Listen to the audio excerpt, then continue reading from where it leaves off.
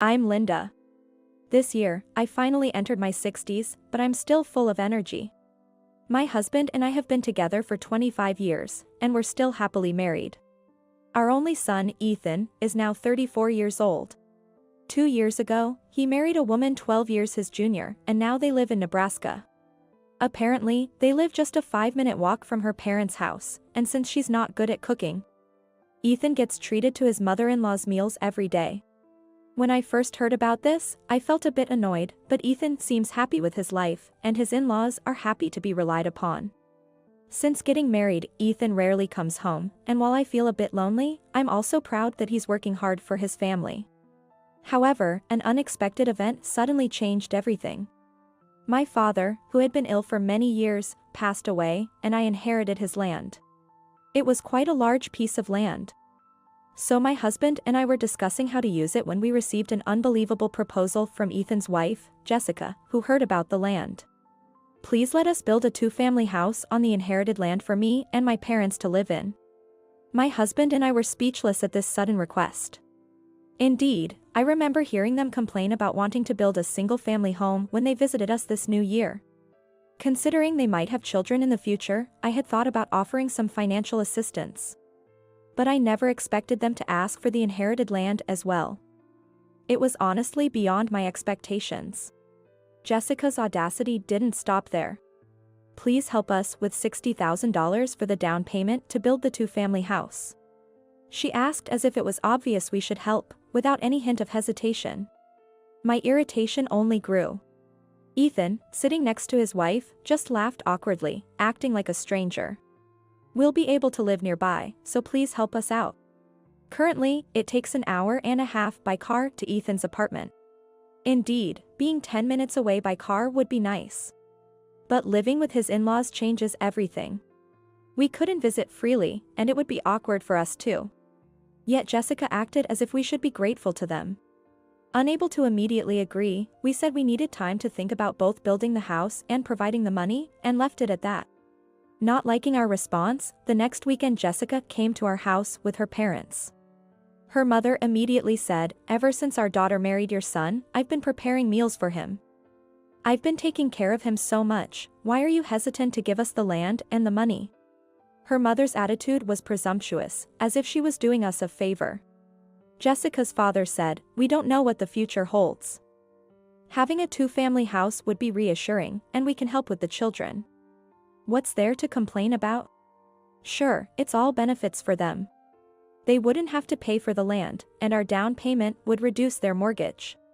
If anything happens, we'll all be under one roof, so we can quickly come to each other's aid. And we'll have the chance to see our grandchildren every day." We felt taken advantage of, expected to give money while they did as they pleased.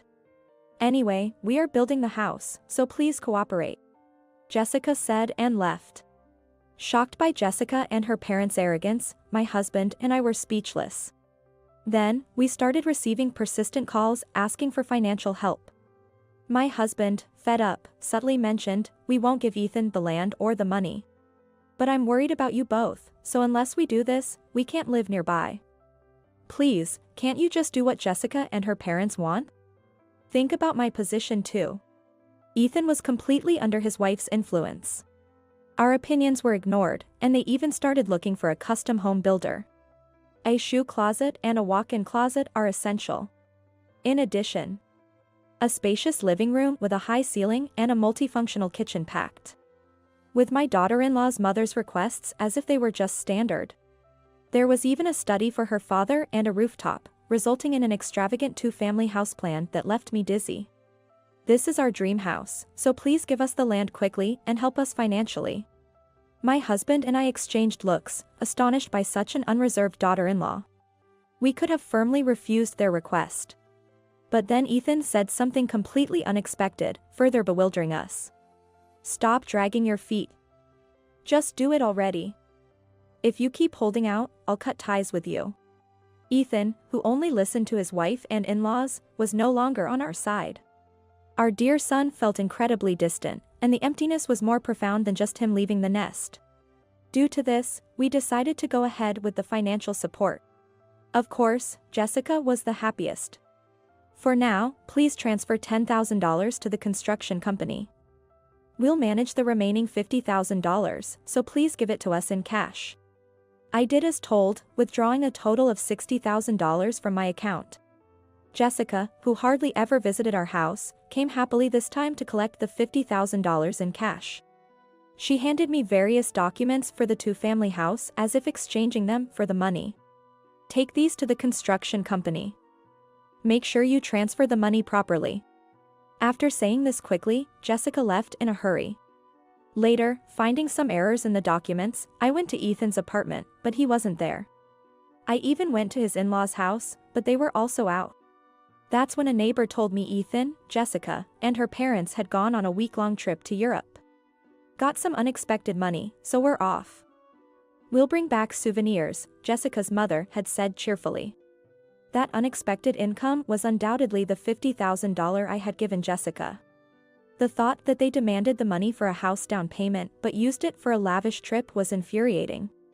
When I told my husband, he too was visibly shocked. Feeling disregarded by our son Ethan, we didn't know how to fill this gaping hole in our hearts. But we were determined not to be used anymore, so we looked up. My husband felt the same, and we immediately went to the construction company to cancel the two-family house construction. At the construction company, someone casually started talking to my husband. It was a senior employee there, and he turned out to be my husband's elementary school classmate. They had known each other for years. After reminiscing, we got to the main topic. We explained everything, and the classmate nodded, listening intently. Then, there's no official contract yet, so no worries. Besides, the land and money are yours, so do what you like with them. This suggestion resonated with us surprisingly well. Yes, the land and money were ours. We could use the money to build our ideal structure. Once decided, things moved quickly. My husband's classmate quickly drafted a simple plan and showed it to us. In the design that encapsulated all our wishes, we finally saw a light at the end of the tunnel. After returning from their European trip, my son and his wife kept it a secret from us, so naturally, there were no souvenirs. Did you transfer the down payment? No more holding back because you don't like it. We're all adults here. Jessica frequently called to confirm the money but never bothered to visit the construction site. She's too busy with work, so please provide snacks for the workers. Don't skimp, make sure it's something good. Jessica didn't work. I was almost impressed by her audacity to tell such transparent lies. Apparently, the first $50,000 I gave her hadn't been completely spent on the European trip, as they continued to indulge in domestic travels. Naturally, Jessica's parents joined every trip. Thinking of Ethan being entirely absorbed in his in-laws' family and having fun pained me. However, my husband and I were thrilled to see our ideal building taking shape. We were extremely grateful they left everything to us once the construction started. Several months later, what was completed wasn't a two-family house, but an apartment with 8 one-room units. Yes, we canceled the contract for the two-family house and built an apartment complex for single living, aiming for rental property management. Of course, we bore all the costs. Ethan, Jessica, and her parents, who hadn't shown their faces until the completion of the building, were speechless upon seeing it. What's going on? Where's the two-family house? Jessica, shaking with anger. Her parents also yelled in outrage. Why is it a one-room apartment? We can't live here as a family. Do you think you can get away with this? This is insane. Faced with their fury, I hit them with the truth. The land is mine, the money is ours. What complaint could you possibly have? We're the ones filled with questions. And about the $60,000 assistance for the house, what did you do with the $50,000? That's the real insanity here.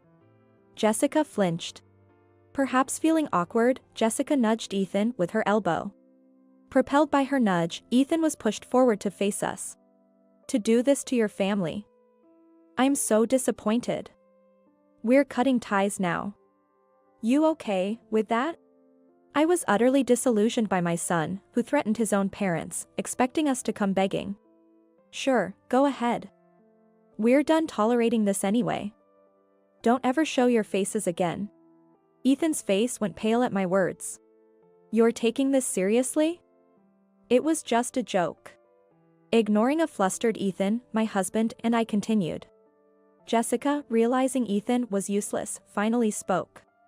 Our current apartment lease ends this month. We need to find a place to live, so please lend us money. I already said it. We're done. No more help. That's too much.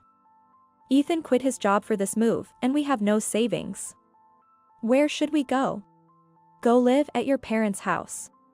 Then we learned something interesting. Her parents were also moving out of their rented house due to reconstruction and had to leave this month. Both their houses gone in the same month was unexpected, making us smile. Do you want to live in this apartment? Oh, sorry, it's fully booked. The newly built apartment, a 5-minute walk from the station, was in a great location. The nearby station connected to many universities and vocational schools, attracting students who signed leases even before the apartment was completed. As of today, it was finished, and move-ins were starting tomorrow.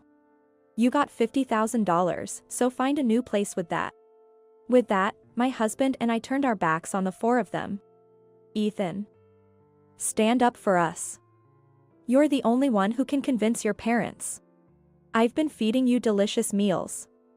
Repay your gratitude. Hurry up. You love me, right? Do it for your wife you love. Although Ethan was cornered by Jessica and her parents, we didn't look back or stop. Later, Ethan came alone, apologizing deeply. I'm sorry for saying we'd cut ties. You're all I have. I was just trying to please my in-laws and ended up being cold to you. I haven't forgotten the words he said when we were hesitant to provide assistance. His irritated behavior at that time, too, was only possible because he thought it was okay to lose the trust of his own parents. His excuses now did nothing to garner my sympathy. I let him speak his mind, then told him to leave. You're my only son. How can you be so heartless? Have you ever worried about us since marrying? If you had considered us, you wouldn't have agreed to the two-family house. Pointing out his complete siding with his wife, Ethan had nothing more to say. Never show his face to us again. Not come asking for money. Not report on his current situation. Simply stay out of our lives altogether. After declaring our estrangement, Ethan left with slumped shoulders. A year later. Our apartment business is doing exceptionally well. Though we're essentially in our retirement years, my husband has really taken to managing the apartments and wants to continue as long as possible. We haven't heard from Ethan since. Recently, while shopping in a supermarket in the neighboring town, I saw Jessica working the cash register, looking unenthusiastic. I was surprised to see her without her wedding ring and looking quite drab. I later heard from a mother who was Ethan's middle school classmate that Ethan divorced Jessica, groveled back to his intended-to-leave company for a job, and now lives in a single men's dorm, working. It seems that his ex-wife, Jessica, frequently pestered him for money, but Ethan, who had been submissive until then, finally snapped. After that, she apparently stopped having any contact with him altogether. After the divorce, Jessica moved to one of the oldest apartments in the area with her parents. Previously reliant on Ethan's income, she now juggles jobs at a supermarket and a convenience store. Jessica's mother is engaged in piecework at home. Her father, on the other hand, works as a day laborer security guard to support their livelihood. After the tumultuous two-family house incident, my husband and I are now living a very peaceful life, feeling blessed in our tranquil retirement. Our serene retirement days are enriched by the apartment we built, ensuring our wallet is always well filled. As someone who loves cleaning, I never neglect the weekly cleaning of the apartment. Keeping it well maintained ensures quick re-renting after tenants leave. Maintaining its clean appearance is also very satisfying. Although I regretted giving Jessica $50,000 in cash at the time, I now see it as a small price for cutting ties with her and her parents. Grateful for these quiet days, my husband and I plan to fully enjoy the rest of our lives. Even if Ethan shows up saying, "Please forgive me," I'm confident I can firmly turn him away. I don't want anyone to disturb this happiness ever again.